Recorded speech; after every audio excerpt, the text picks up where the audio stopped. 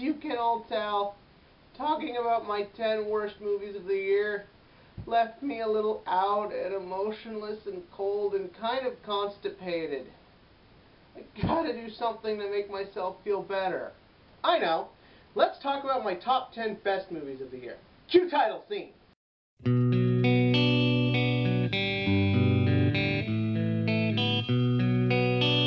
Now remember, people, this list is totally subjective. These are my opinions and the films I really like. They may not always make sense why I liked them, but they're my decision. You will have the films you like, and in the comment section below you may tell me your best movies and favorites and all that good jazz. But remember, this list is my opinion. And those opinions, well, they're opinionated, because they're opinions. Let's just get started.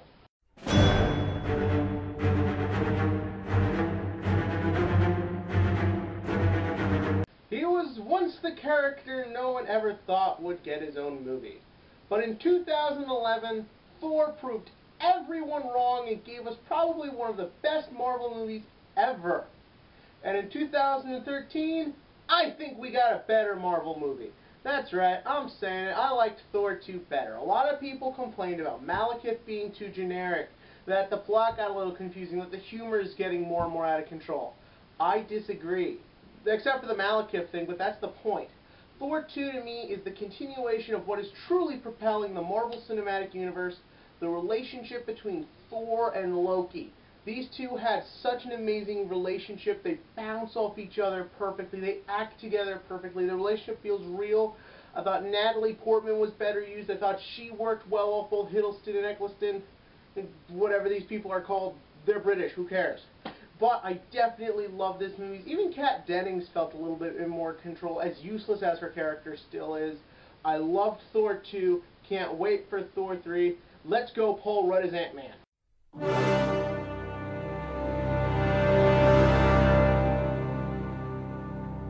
Speaking of Loki, we have a detective called Loki in a movie about child kidnapping. Do not bring your children to this movie, no matter how fun it sounds, with Wolverine in a film with Loki. Yeah, that's right. Prisoners is dark, it's disturbing, it's creepy, it's insane, it's a thrill ride, it's emotional. It's all these things, and that's what I loved about it. It felt pure, it felt real, it felt gritty, it felt like a sense of fear we have in all of us.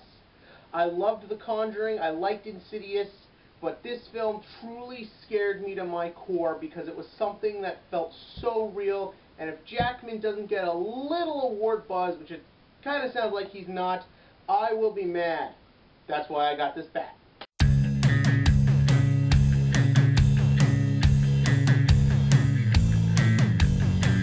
Not gonna lie, not a big Star Trek fan. For me, it's always been that thing that like my dad was into. But Star Trek Into Darkness definitely felt like a Star Trek film for me. True, a lot of people saying it is more of a fan film, but you know what? I think this movie finds the right balance between fans and normal people and people with girlfriends. This film was fun, it was awesome, it was amazing, it had great references for the fan base, it was a good film for everyone. I can't wait for Star Trek 3. Cumberbatch, you are one sexy devil.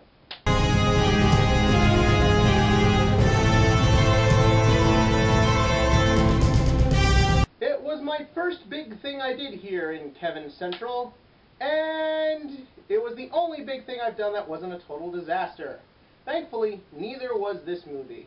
Yes, Man of Steel is the most controversial film of the year, with half liking it and half hating it, but I can tell you this much, I loved this movie. It was so great to see Superman kicking ass.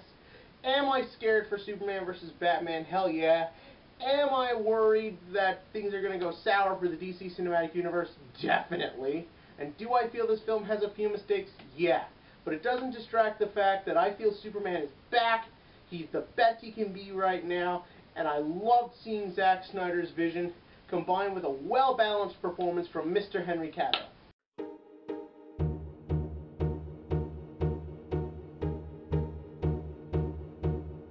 We're getting into the big dogs. It's one of the most celebrated and talked about movies of the year, And for me, as the year went on, there were kind of some other movies that kind of just felt more interesting and better. Still doesn't change the fact that Gravity is an amazing adventure, a true thrill ride. I wasn't scared like I was in Prisoners with this movie, but I was amazed at everything. This is the closest we can get to being in space without actually being in space. I mean, technically we are in space because we're on a planet in the universe, but it doesn't care because Gravity is awesome. Sandra Bullock was amazing. She felt real. Clooney, even though he didn't have much to do, was really amazing in his part. I thought everything was overall well acted, well performed. This is an amazing film based on a director whose name I'm not sure if I can really pronounce.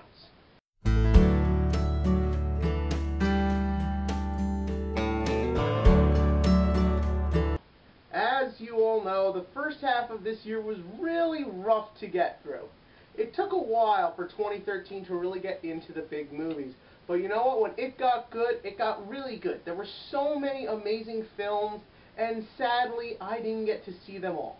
Movies like Mud, Wolf of Wall Street, Fruitvale Station. These films are excellent and truly gratifying. It so sucks I didn't get to see them in theaters.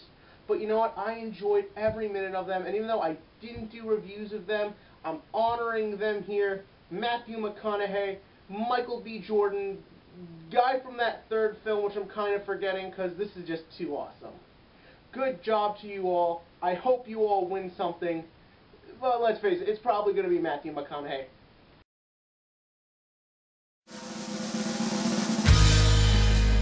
I am so high. Let's get something clear, people. Everyone complained who didn't like this movie that it was just a rip-off, same thing as District 9, just with more action. Well, let's get something straight here. I liked District 9. I loved Elysium. This is how you tell a story like this. Big, sci-fi, epic action, cool details into the world, get an awesome actor like Matt Damon. Yeah, Jodie Foster was a little weird, but him and Chuchual, whatever the hell his name is, were both amazing. This was an awesome, action-packed adventure. This is how you do social commentating, by blowing the shit out of everything in your way.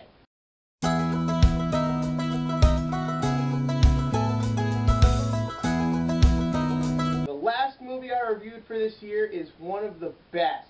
Tom Hanks truly gives his great performance of the year as Mr. Walt Disney in this amazing tale of how Mary Poppins showed up. Emma Thompson was great, Giamatti's great, Colin Farrell's great. This film was fun, it was amazing, it was exciting, and it was just great to see the story of what leads to a great story, and how that story gets to be great. Because, yeah, that's how it works. Because, you know, it's a good movie, hence why it's number 4. Oh, just move on!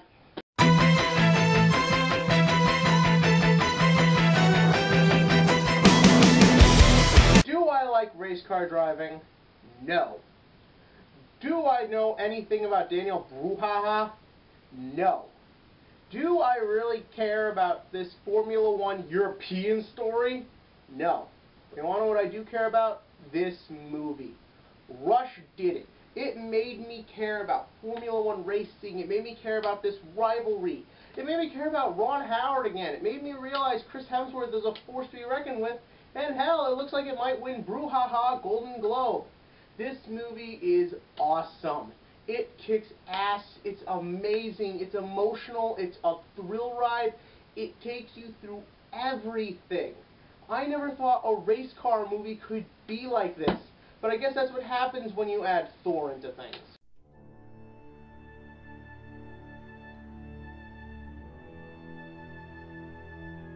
An intense ensemble cast, and from the looks of it, everyone's getting honored. I enjoyed the hell out of this movie. 12 Years a Slave, I don't know if I ever want to watch it again, but I'll tell you this much, for when I did see it, it's amazing. This film truly tells the story of America at its worst, and how because of this we get to see America at its best. We got to see a compelling story, true people put through something that for some of us doesn't even feel real anymore. You can get all the crazy Duck Dynasty guys blabbering their mouths. You could get all the Jesse Jacksons and Al Sharpton saying this and that, this and that. But if you want a true human story that truly shows us what this was like and what people had to go through, see 12 Years a Slave. It's amazing, it's beautiful, it's intense, it's hard to watch, the performances sell the whole thing. Check it out, but I'm telling you right now, like it or not, it's gonna stick with you forever, and this film will stick with me.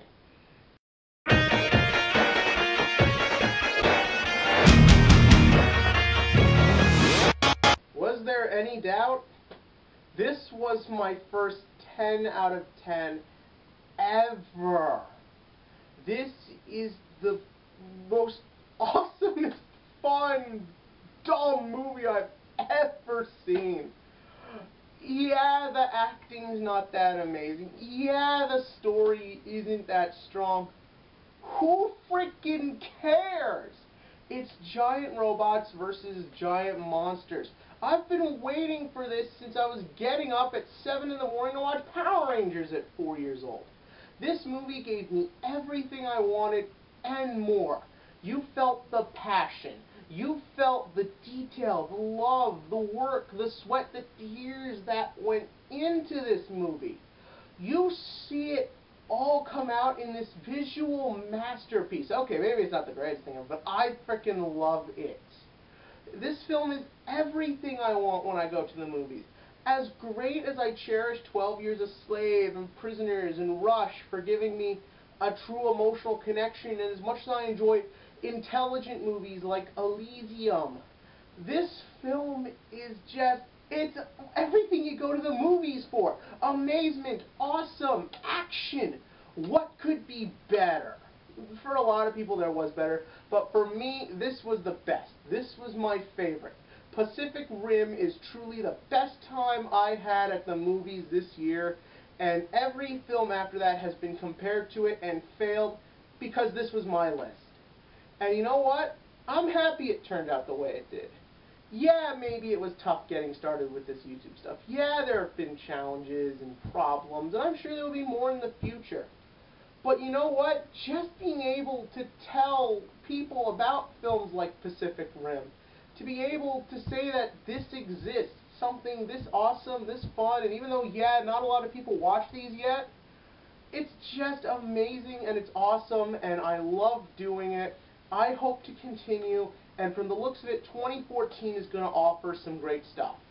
So with this, I'm proudly saying thank you, 2013, for giving us some truly amazing movies. Because as bad as Smurfs 2 was, as boring as Cloudy with a Chance of Meatballs was, getting to see a film like this makes sitting through those movies totally worth every cent, for the most part. I loved Pacific Rim. I can't wait to see what comes next. Hey, they're already working on the sequel. Looks like them foreign audiences helped us for once. So, like I said before, in the comment section below, tell me your top movies of the year. Tell me what you thought of 2013, what you're looking for 2014. Keep it up because this was fun. This was awesome. I loved getting to go through all my favorite films here, comparing, seeing what was better, what was great. I can't wait for what the future holds. And click on that subscribe button below because I want you all to go with me. Because you're the audience. You're kind of necessary for that part.